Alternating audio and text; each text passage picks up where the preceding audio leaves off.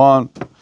So in honor of Thanksgiving and in honor of those that are going to eat turkey this evening, I saw an interesting tshuva in a book, Mashiv Davar, written by the Netziv Volozhin. He asks a basic question. I mean, how can it be that we are eating turkey if we don't have a tradition? When the Rama says the only species, chickens, fish, whatever it is, not fish, but chickens and animals, you have to have a tradition because in the market there's like 200 species, 200, maybe even more types of chickens that we don't eat them because we don't have a tradition.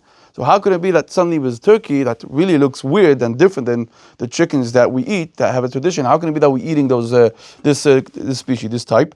So he says that when the Rama was saying that you have to have a tradition, a masoret, it's only when you have this new chicken and you never know, you don't know who's eating, and no community ever really at this type of chicken. In that case, you have to have a masoret. But when there's a group of Jews that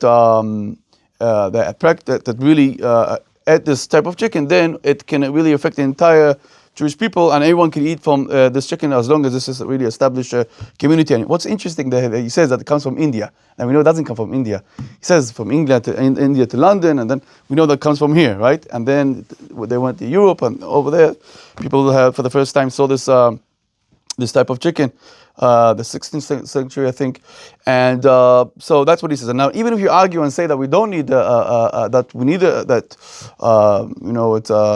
it's not true. Still, we can say that many hold that you don't need to have a masoret. You don't need to have a tradition. And so we have svek, double doubt. We mentioned a few times this method in double doubt, and that's why we can eat this type of chicken. Yet there's a certain group of people, what we call the shla people that follow the shla. The shla said he really rejected it. He said you're not allowed to eat it. And there's some group, especially his family, that don't eat this type of chicken, turkey, until this day.